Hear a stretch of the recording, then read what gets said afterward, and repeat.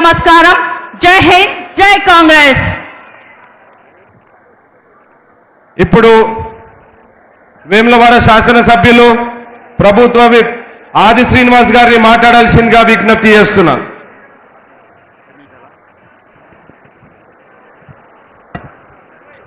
అందరికీ నమస్కారము. వేదిక మీద ఉన్నటువంటి కాంగ్రెస్ పార్టీ పెద్దలు, గౌరవ శాసనసభ్యులు, శాసనమండలి సభ్యులు, పార్లమెంట్ సభ్యులు, మాజీ మంత్రివర్యులు, కాంగ్రెస్ పార్టీలో వివిధ హోదాలు ఉన్నటువంటి నాయకులు, గౌరవ మంత్రివర్యులు, అదేవిధంగా పీస్ అధ్యక్షులు మహేష్ కుమార్ గౌడ్ గారు, అదేవిధంగా మీనాక్షి నటరాజన్ గారు, ఈ కార్యక్రమానికి ఈనాటి సమావేశానికి తెలంగాణ నలుమూల నుండి వచ్చేసినటువంటి కాంగ్రెస్ పార్టీ నాయకత్వానికి, కాంగ్రెస్ పార్టీ అభిమానులకు అందరికీ కూడా పేరు పేరున నా హృదయపూర్వకమైనటువంటి నమస్కారాలు ఈ సందర్భంగా ముందుగా తెలియజేస్తూ, గ్రామ స్థాయి అధ్యక్షుల నుండి మండల స్థాయి కాంగ్రెస్ కమిటీ అధ్యక్షులను, జిల్లా కాంగ్రెస్ పార్టీ అధ్యక్షుల్ని, నాయకులతోని ముఖాముఖి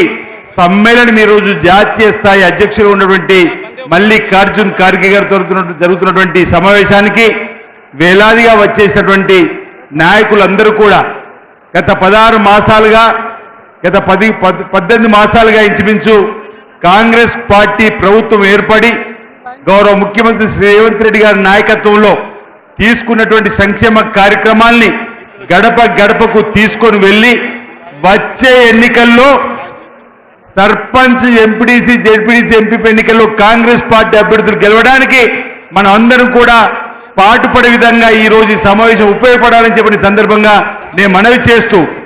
గ్రామాల్లో పేదలు, ఇది ఇందిరమ్మ రాజ్యం, ఇది కదా పేదల ప్రభుత్వం చెప్పని అనుకుంటున్న సందర్భంలో మనం మొదటి నుంచి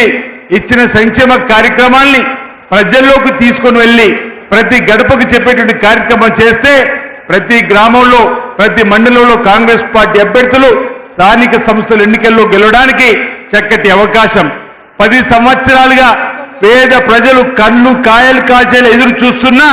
ఇందిరమ్మ ఇండ్లు ఇచ్చిన ప్రభుత్వం మన ప్రభుత్వం, రేవంత్ రెడ్డి గారి సర్కార్ ఇందిరమ్మ ప్రభుత్వం అని చెప్పని అది కూడా 5 లక్షల రూపాయలు ఇచ్చినటువంటి సందర్భాన్ని మనం చెప్పే విధంగా 10 సంవత్సరాల క్రితం ఈరోజు పెండ్లై ఇంటికి వచ్చిన కోడల పేరు కూడా రేషన్ కార్డులో లేని సందర్భం. 10 సంవత్సరాలుగా రేషన్ కార్డు ఇవ్వని ప్రభుత్వం అదైతే ఈరోజు నూతనంగా రేషన్ కార్డులు ఇస్తూ రేషన్ కార్డులో కొత్త కోడల పేరు ఎక్కించి ఆ తర్వాత మనమడో మనరోలు వచ్చినటువంటి వారికి కూడా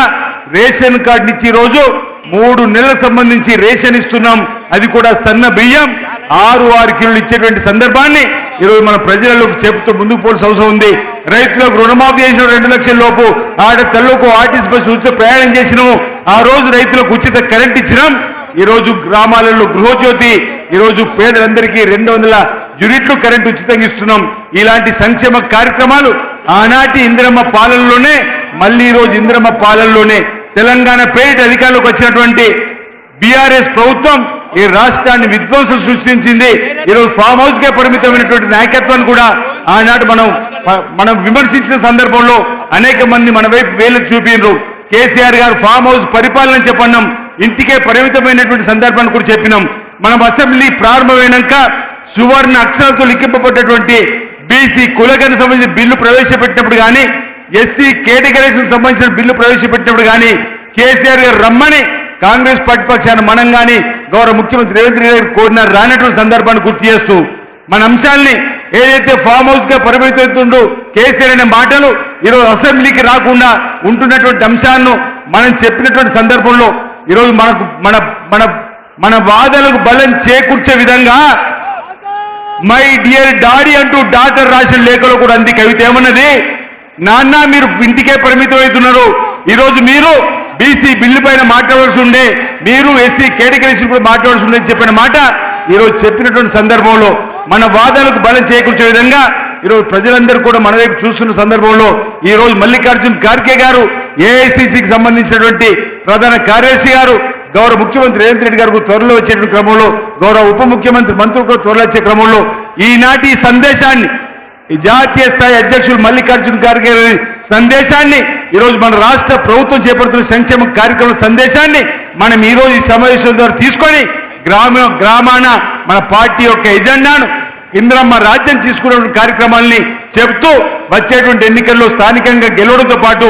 వచ్చే భవిష్యత్తు అసెంబ్లీ పార్లమెంట్ ఎన్నికల్లో కూడా ఇక్కడ మళ్లీ కాంగ్రెస్ పార్టీ వచ్చే విధంగా దేశంలో రాహుల్ గాంధీ గారు ప్రధానమంత్రి అయ్యే విధంగా తెలంగాణ నుంచి అత్యధిక పార్లమెంట్ స్థానాలను అందించే విధంగా మనందరూ కూడా తయారు కావాలని సంస్థాగతంగా కాంగ్రెస్ పార్టీ బలోపేతం కావడానికి ఈరోజు గ్రామ స్థాయిలో మండల స్థాయిలో పరిశీలకులు వచ్చి ఈరోజు సమావేశాలకు నిర్వహించిన సందర్భాన్ని మనం గుర్తు చేసుకుంటూ ఈరోజు ముందుకు పోదామన్నమాట. మనం బీఆర్ఎస్ బీజేపీని రెండు కూడా ఎండగడుతూ ముందుకు పోయేటువంటి క్రమంలో మనందరూ కూడా విజయం సాధించాలని చెప్పని కోరుతూ నాకు ఈ అవకాశం ఇచ్చినటువంటి పెద్దలకు ధన్యవాదాలు తెలియజేస్తున్నా. జై హింద్, జై కాంగ్రెస్.